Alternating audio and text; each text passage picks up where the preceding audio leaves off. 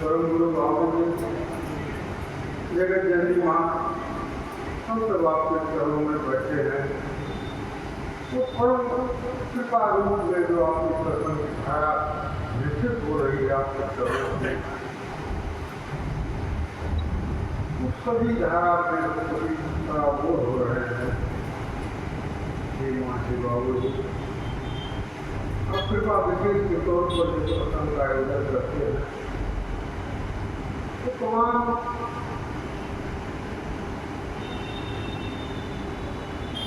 जो आत्मिक शक्तियाँ हैं, तमोगुणी शक्तियाँ हैं, उनका समझ करते हैं। सत्संग की धार सतोगुण का स्वरूप होता है, उसको जीवों के भीतर सार रखते हैं। तो जहाँ आप कृपा करके सार दिया और सत्संग दे दिया, उन्हें धर्म स्थापित हो जाता है। सत्संग ही आपका कृपा ही धर्म है, तो धर्म के चार सनातन लक्षण वहाँ स्थापित हो जाए। तो आपकी कृपा ही एकमात्र आधार है। हम लोग आपके चरणों में बैठे हैं, जो प्रार्थना यही हम लोग करते हैं, सभी लोग करते हैं। हे माने बाबू जी, आप अपना प्रसंग दीजिए। वाणी का भी कोई यहाँ प्रवेश नहीं है, साधन का प्रवेश नहीं है। जो भी यहाँ भजन कीर्तन प्रवचन आप करता है,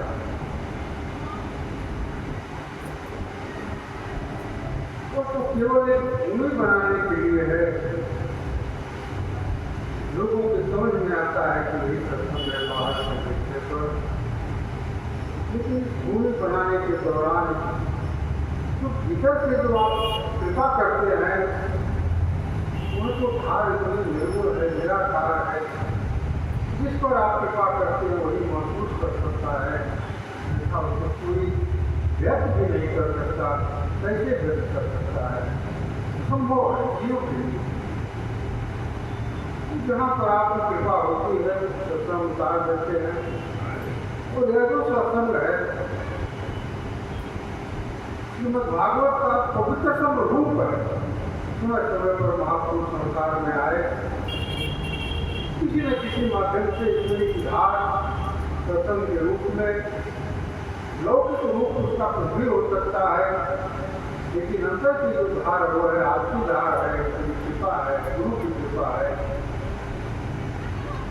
तो रिचुअल्स को अलग अलग दिखाई पड़ते हैं, लेकिन अंदर की जो धार जो सत्संग है, कृपा है। श्रीमद् भागवत का एक प्रसंग बाबू चर्चा कर रहे थे। श्रीमद् भागवत का मतलब क्या होता है? श्री ईश्वर मत मेरा ईश्वर के लिए मत है। भागवत ईश्वर भगवत का मतलब है, महापुराण है क्या? इस पुराण को 18 है, तो महापुराण को क्यों कहा गया? तो ईश्वर सबसे पुरातन है। चारों युगों और सृष्टि के भी पूर्व जिनका राज था, जो सृष्टि के भी प्रारंभ नहीं हुई थी, उसका प्रारंभ नहीं हुई थी, सभी को ईश्वर था, सभी गुरु सत्ता थी। तो वही गुरु सत्ता जो है,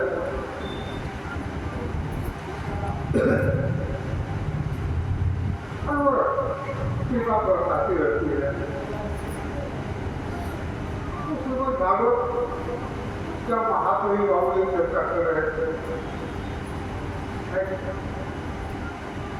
तो श्रीमद् भागवत के बारे में कहा जाता है कि सभी ग्रंथ तो वृक्ष हैं, लेकिन श्रीमद् भागवत जो है फल और मुक्ति का देने वाला है, जीव को मुक्त करने वाला श्रीमद् भागवत होता है। अब ये कथा का प्रभाव क्यों नहीं पड़ता है? इसका फल कैसे मिलेगा? तो बाबू जी ने कहा देखो श्रीमद् भागवत का कथा सुनता है, लोग करता है, लेकिन फल क्यों नहीं मिलता है? तो श्रीमद् भागवत की कथा पढ़ने और सुनने के लिए पहला जो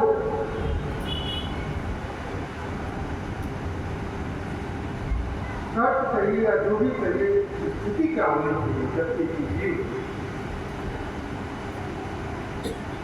बिना त्याग के इस कथा का फल नहीं मिलेगा। त्यागी कैसा? सुखदेव जी की तरफ। सुखदेव जी क्या थे?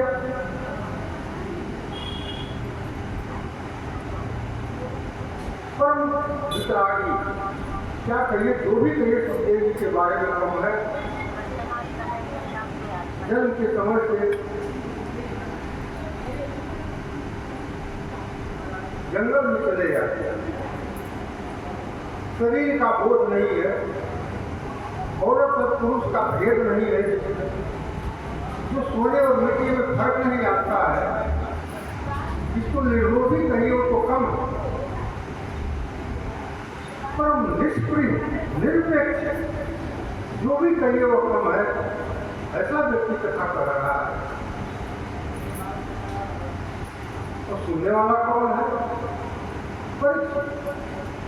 वो चक्रवर्ती सम्राट मुक्ति के लिए अपना राज त्याग देता है, तो परिणाम होता है। नानी बोली देव जी जैसे परम पुरुषों के द्वारा कही जाती है, और परम आत्मा के साथ परम त्याग की कथा में वक्ता और श्रोता दोनों की जो स्थिति है, तो कथा मुक्त कर देता। यही सत्संग की स्थिति है। बिना त्याग के बाबू जी को जबरदस्ती श्रद्धा कृपा करते हैं, हम लोगों का त्याग की स्थिति बनती है। वैचारिक स्तर पर भीतर की हम भूमि है, तो बाबू जी की कृपा के हम लोग पात्रता काबिल होते हैं। क्योंकि बाबू जी तो बाबू जी है, कृपा बरसाते हैं। वो हम कैसे त्याग करें? अपना समय का आपने त्याग किया, आर्थिक सहयोग किया, कुछ लोग अपना चर्चा भजन किस तरह के रूप है अन्य रूपों में अपनी सेवा प्रदान करते हैं, तो वह त्याग की भूमि बनती है। और इतना ही नहीं,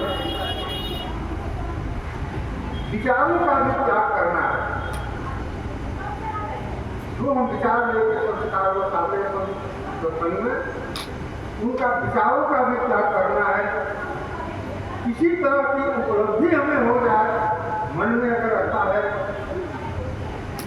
उसका भी त्याग कर देना है। क्योंकि हम भंडार का जो स्वामी है, उससे हम क्या मांगेंगे, तो क्या नहीं दे सकता। तो सत्संग में त्याग प्रथम इसका आधार है। बिना त्याग के श्रीमद् भागवत की कथा का फल नहीं। बाबू ने कहा, देखो जी, कितना कथा संसार में हो रहा है, कितना पैसा ले लेकर के लोग कथा करता है, उसको आयोजन करता है। ईश्वर की कथा को भी लोगों ने व्यापार बना दिया।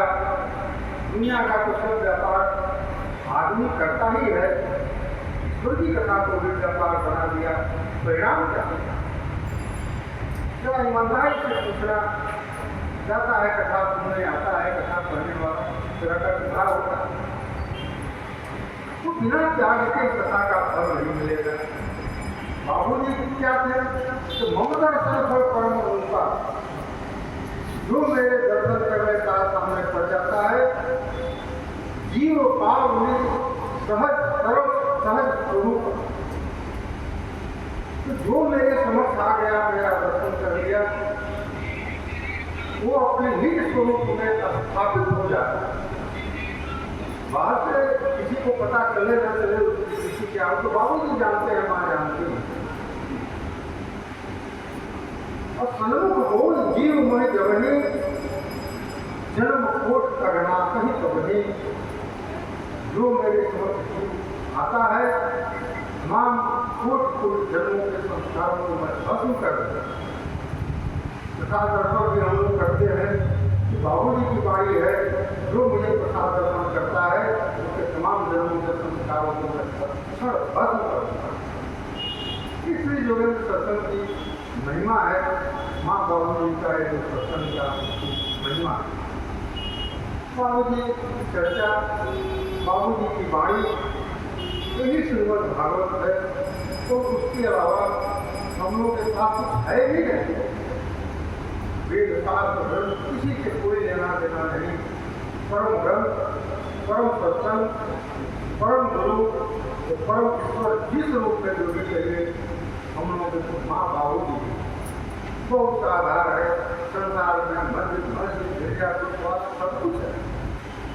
धीरे धीरे आपत्ति सबके खत्म हो जाती है तो लगता है कि हमको कुछ मानते ही नहीं है। संसार के वजह से नास्तिक करेगा कि कुछ नहीं मानता, लेकिन सब बंधन धीरे धीरे कितनी आपत्ति का बंधन है, बाबू की कृपा करके सत्संग दे करके सबको बंधन मुक्त धीरे धीरे सब बंधनों से मुक्त है। जहाँ भी आप जितना भी संसार में घटा है, तंत्र मंत्र वेद वाचन पुराण गीता मानव पूर्वक ज्ञान जितना भी कर्मकांड संसार में धीरे धीरे सब छूट गए। नारायण ने पूछा, बाबू जी को सत्संग में तैयार होना था, नहा लेते हम तैयार हो गए। बाबू जी बाबू जी आप जैसे तैयार हो गए, बाबू जी के सभी बंधन है, इतना संसार का एक बंधन है, नियम कानून बना है, तो जीव को बंधन मुक्त होना है तो इसको भी जब तक तोड़ना पड़ेगा, नहीं टूटेगा, कैसे जीव मुक्त होगा। तो तमाम हम अपने विचारों से, संसार के संस्थानों से जितनी देख कर मुक्त होने के बदले हम स्वतः अज्ञानता बनते जाते। तो साधन का प्रवेश नहीं है, ये एकमात्र कृपा जीव पर करती है, इसका कोई साधन नहीं है। ग्रंथ भी मौन है, सब मौन है। बाबू जी एक संदेश दिए थे सारा हम लोगों के लिए, और जो पर्चा हम लोग पढ़ते हैं उस संदेश में लिखा हुआ है, दैहिक भौतिक छापा राम राज में काबू व्यापा। बाबू जी कहते पर्चा पुराना को हटा दो, कुछ लिखने की जरूरत नहीं है, यही हम लोगों का सूत्रवाक्य रहेगा, दैहिक भौतिक छापा राम राज में काबू व्यापा, सब न कहीं परस्पर कीर्ति सवही धर्म निरक्त की नीति। और यही हम लोगों का प्रसंग का सूत्रवाक्य। लोगों को 5 सालों तक लगातार बोलना है सत्संग में, राम राज क्यों बोलना है? जो सत्संग होता है बाबू जी के आदेश की, माँ के आदेश से, उसका मतलब क्या होता है? जो भी तुम बाणी सत्संग में जो विकसित होती है, जो बोलते हो, प्रकृति उसको क्रिएट करती है, भूमि तैयार करने लगती है। वो सत्संग में कोई भी ऐसा शब्द नहीं बोलो जिसका अर्थ नेगेटिव होता है, तो क्या करना पड़ता है? मुझे उसके प्रभाव को काटना पड़ता है।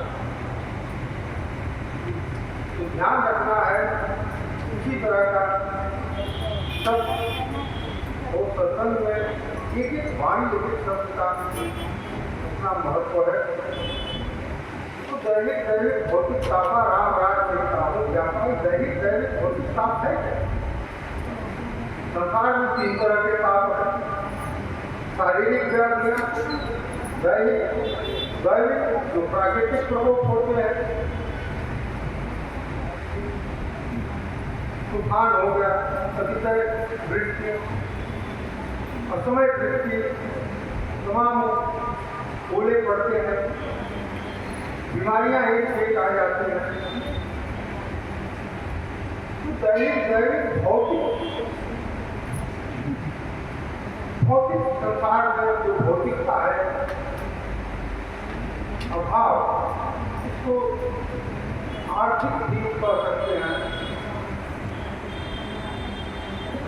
तो दैनिक दैनिक भौतिक तीनों तरह का ताप है। इस ताप से मुक्ति कैसे मिलेगी? सामान्य अर्थ है कि रामराज में तीनों तरह के ताप नहीं होते थे। दैनिक दैनिक भौतिक तीनों ताप नहीं होते थे और सबने कहीं परस्पर प्रीति, सब लोग आपस में प्रेम से रहते थे।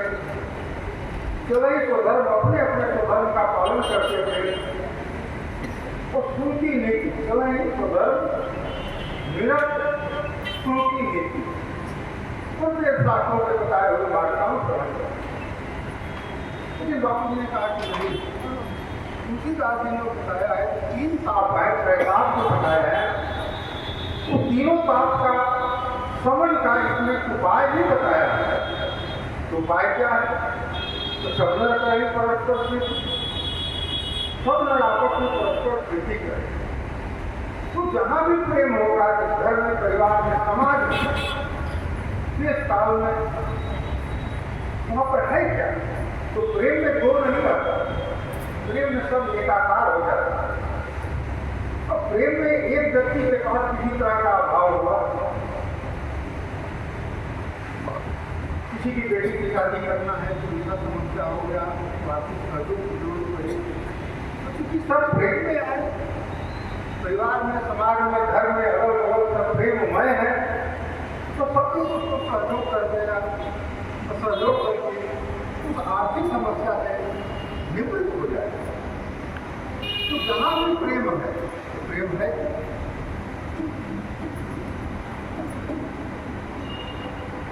तो प्रेम ईश्वर का स्वरूप है और उसकी कृपा से ही वह भीतर उतरता है। तो जहाँ भी वो प्रेम उतरेगा, घर में, परिवार में, अगल बगल, और जो उसके संपर्क में आएगा, वह प्रेम के स्वरूप में वह भी बदलते जाएगा, तो वह का प्रेम का विस्तार होगा। तो सत्संग में वही प्रेम कृपा पूर्वक उतरता है। तो इसका स्वरूप क्या है? परम प्रेम रूपा, परम प्रेम। तो जहाँ प्रेम है वहाँ पर आर्थिक अभाव नहीं रहेगा। तो जो भी भौतिक ताप है, तो जहाँ प्रेम होगा वहाँ भौतिक ताप का शमन हो जाएगा, भौतिक ताप का अभाव हो जाएगा। प्रेम का विस्तार जितना व्यापक और व्यापक होगा, भौतिक ताप का उतना ही शमन होगा और ताप विहीन स्थिति होगी। यह प्रेम का स्वरूप है। तो प्रेम मिलेगा कैसे? सबसे प्रेम से मिलो, बाबा जी की वाणी है। तो जहाँ प्रेम से मिलोगे, धीरे धीरे प्रेम का विस्तार होता जाए। तो सबना करें परस्पर प्रीति, सवही स्वधर्म निरत। तो स्वधर्म निरत भाव से चलना। दूसरा, तो जो भी निरत भाव से स्वधर्म का पालन करेगा, तो क्या बने? वहां पर दैविक तत्व जो है, दैविक काम जो है, वह समन हो जाएगा, समन होने लगेगा। तो चल ही स्वधर्म, स्वधर्म है क्या?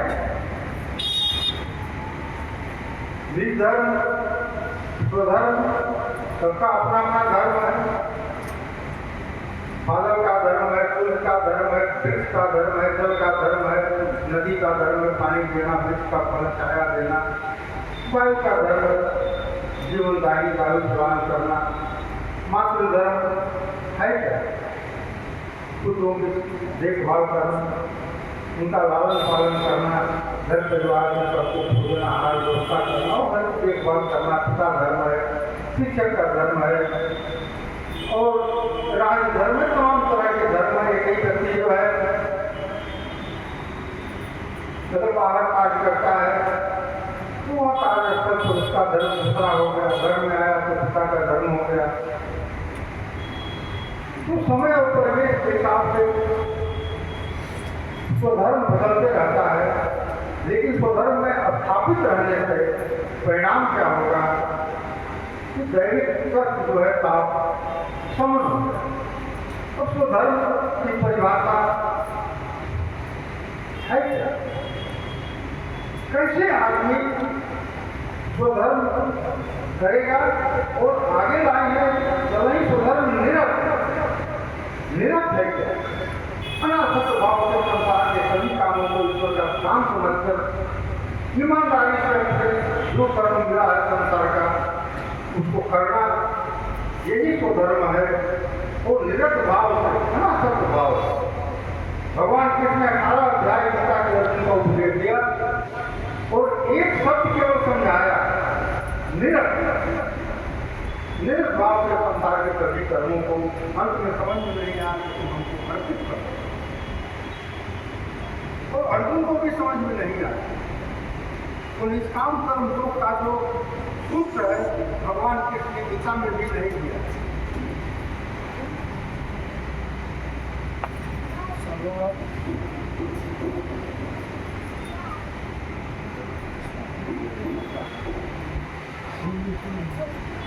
भगवान कृष्ण गीता में भी नहीं, लेकिन बाबू जी बता रहे थे कि इसका सूत्र जो है पतंजलि योग दर्शन के प्रथम सूत्र में है, अतयोगा अनुशासन। योग है क्या? अनुशासन है। अनुशासन क्या है? डिसिप्लिन नहीं है। अनुरूप में वह ईश्वर व्याप्त है और संसार का सभी साधन सभी कर्म वह स्वयं करता है।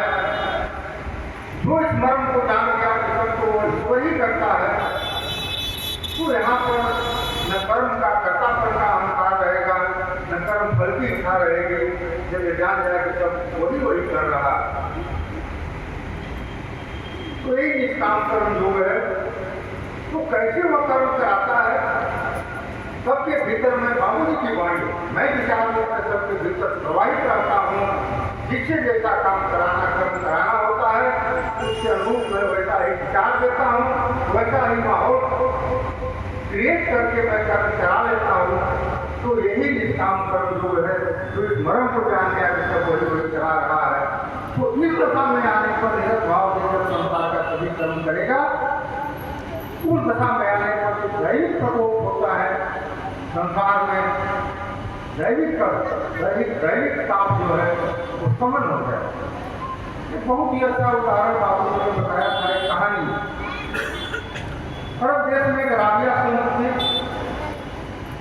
वो राबिया की कहानी ये थी कि गुलाम थी, किसी शेख ने उसको खरीद लिया और अपने घर में रखा। तो गुलाम की जो स्थिति क्या होती होगी, तो देता है वो मानता है वही। लेकिन इतनी सादगी में रहती थी राबिया, तो रात को एक दिन अपनी आराधना कर रही थी, जिस रूप में ईश्वर की आराधना करती है। तो उसका जो पति है, जो शेख है, रात को देखता है कि उस कमरे में नहीं है। तो देखता है कि इस कमरे में वो बैठी हुई ध्यान में है, तो पूरा कमरा रोशनी से जगमगा। उसको लगा कि नहीं ये साधारण महिला नहीं है, कोई बहुत दिन महिला है। तो उसको कहा कि ऐसा करो, तुमको जैसे रखना रहो, मेरे तरफ से कोई बंधन नहीं है। तो संत साहित्य में राबिया का भी वर्णन है।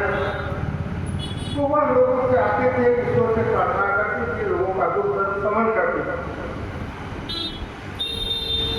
स्थिति चलता है।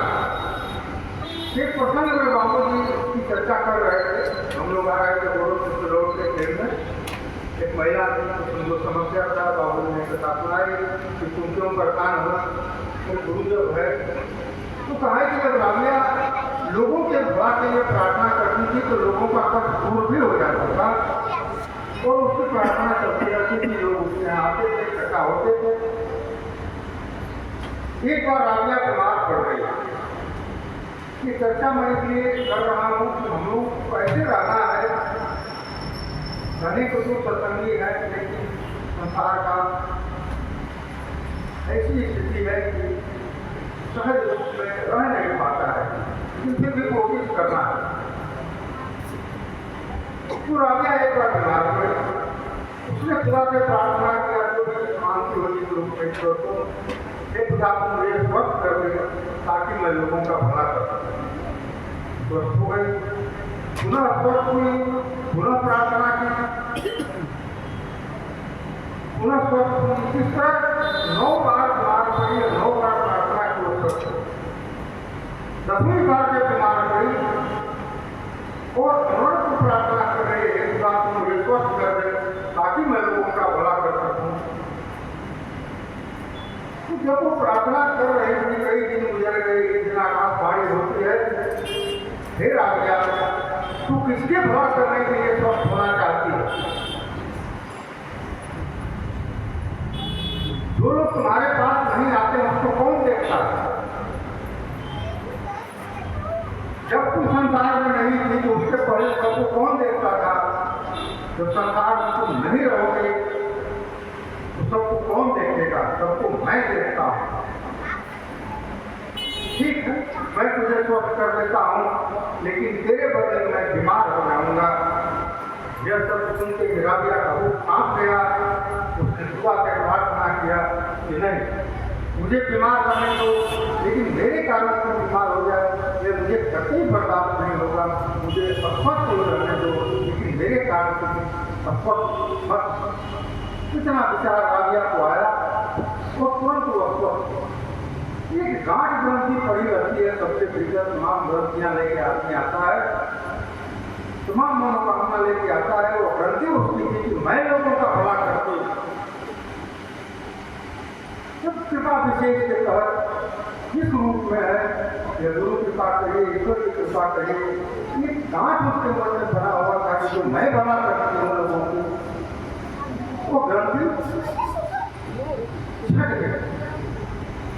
और पुनः वो आदमी प्रार्थना कर रहे हैं, खुदा से प्रार्थना करें, ईश्वर तुम्हारे बंदे हैं, मैं खुद भी नहीं जानती हूँ, तुमको जो भला लगे वो करो। अब प्रार्थना कब तक उसका बदल गया, जो मैं उसमें लगा रहता कि मैं भला करती हूँ, वो मैं भी समाप्त हो गया और केवल तुम ही तुम रह गया। तो ये निष्काम कर्मयों की चर्चा करने का मतलब ये नहीं था। मतलब ये था कि निष्काम कर्मयोग की जो शुद्धतम स्थिति, जो पवित्रतम स्थिति थी कि सब तुम ही तुम करते हो, मैं तो कहीं नहीं हूँ। जब सब तुम ही तुम हो, तुम ही करते हो, वहाँ मैं कहाँ आया? तो यही निष्काम कर्मयोग का यही निरत भाव। तो सही प्रभर निरत का यह शुद्धतम स्वरूप है। सब तुम ही तुम करता है, मैं कहीं भी नहीं हूँ। तो यह जब किसी स्थिति में जो संसार के कर्म करेंगे, हम घर का, परिवार का, समाज का, अपने सेवा का, जो भी जो जहाँ कर्म करता है, ईश्वर का काम समझ के सब उन्हीं को करता है, उसी दशा में जो कर्म करेगा, तो वहाँ पर उस समाज में, वहाँ पर दैविक प्रभुत्व खत्म हो जाए, दैविक प्रभुत्व प्रवेश नहीं हो। तो दैविक भौतिक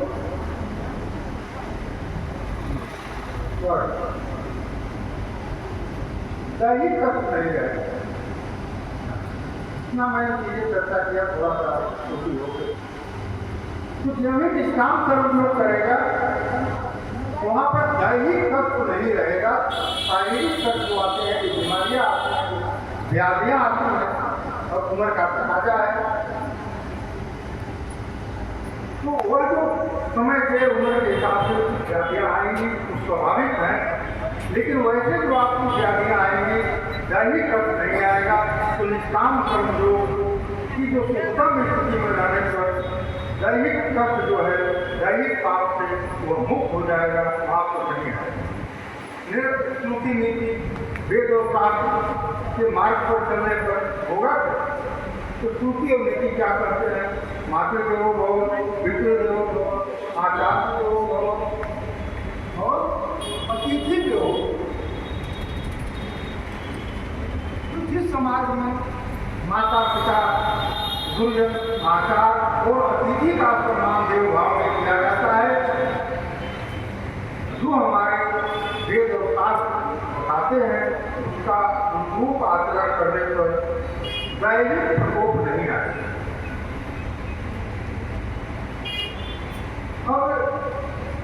मातृदेवो भव, माता के जन्म दिए संसार में, संसार में पालन पोषण लालन पालन आचार, संसार में दीक्षा दीक्षा, संसार में मार्गदर्शन, वो अतिथि वहाँ पर अतिथि है। बाबू जी का तिथि है क्या, जिसका न समय निश्चित है न तिथि निश्चित है, वैसा व्यक्ति कोई मेहमान आ गया तो उसको भी देव भाव सम्मान के साथ उसका स्वागत करना है, उसका सम्मान करना है। और इस कथा में जो संसार में रहेगा वहाँ पर दैनिक प्रकोप नहीं आए। तो यही दैनिक भौतिक 3 तरह का ताप है। तो तीनों ताप के शमन का 3 उपाय है। संसार में प्रेम जहाँ होगा वो आर्थिक अभाव समाप्त हो जाएगा। आर्थिक अभाव ताप नहीं देगा, आर्थिक समस्याएं आएंगी, लेकिन उसका जो प्रभाव है वो ताप है, वो ताप कम हो जाएगा। निष्काम कर्म योग का उच्चतम रूप में पालन करने से शारीरिक व्याधियां समीप नहीं आएंगी और वेद और शास्त्रों के अनुरूप आचरण करने से वो समाज में संसार में जो दैविक काम होता है उससे मुक्ति मिल जाएगी। यही राम राज्य की स्थापना का मूल मंत्र है और यही राम राज्य की स्थापना करने का हम लोगों का एक उपाय है। तो कैसे होगा, इन्होंने स्थिति जब तक जीव की नहीं बदलेगी तो कैसे संभव। हमारी वृत्तियाँ तमाम जन्मों का संस्कार कितना भी पवित्र याद आता है तो नहीं रहने देगा, स्थिति यथावत बनी रहती है। तब परम गुरु माता की जब कृपा से दर्शन भीतर उतार देते हैं तो धीरे धीरे दैहिक भौतिक तीनों तरह का ताप प्रेम का विस्तार होगा। कर्म में हार आएगी, धर्म में अहंकार को अपना जो है तो मैं करता हूँ वो धीरे धीरे समाप्त हो जाएगा और तमाम लोगों का सम्मान, माता पिता गुरुजन और अतिथि का सम्मान बढ़ते जाएगा। तो सभी के मूल अब तो है, हम जान तो गए, लेकिन जब तक भीतर की स्थिति नहीं बदलेगी कोई चीज लोग कैसे सुधारेंगे। उसका एकमात्र साधन सत्संग है। तो जब माँ बाप की विशेष कृपा करके जीव के भीतर संस्कारों को साफ कर देते हैं, पवित्र स्थिति में डाल देते हैं, अपने चरणों से जोड़ देते हैं, तो धीरे धीरे धीरे धीरे वही राम राज्य स्थापित होने लगता है। एक व्यक्ति जो रहेगा वहाँ पर तमाम प्रतापों का समन करते जाता है, उसके माध्यम से बाबू जी प्रताप का समन करते रहते हैं, माता जी प्रताप का समन करते रहते हैं। पूरा संसार प्रताप में अगर चल रहा है, बुद्धि से कोई उसका निदान नहीं कर सकता। इसलिए हे माँ, हे बाबू आप सत्संग कीजिए तो संपूर्ण संसार को प्रताप से मुक्त करिए। जो राम राज की परिकल्पना थी उसको उतार दीजिए संसार में। यही हम लोग प्रार्थना ही कर सकते हैं। बाकी तो आप स्वयं संसार के मालिक हैं। जीवों के कल्याण के लिए ही आपने अपना चरण बल इस धरती पर प्रदान किया है। ये माँ, ये बाबू, मेरा